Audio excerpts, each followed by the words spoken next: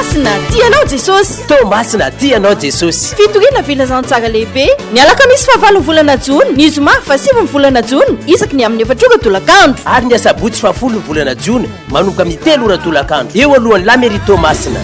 Fiderana, fiangovana, feo iray mitegan'ny Kristy. Fiangonana miara-miasa Fédération des pasteurs et Thomas miaraka amin'ny Jos Band. Leon Juda. Frère feo mpandresy.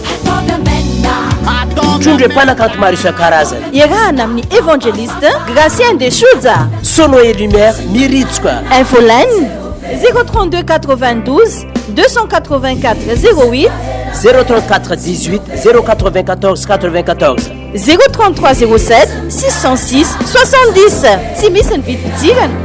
Tongava maro e!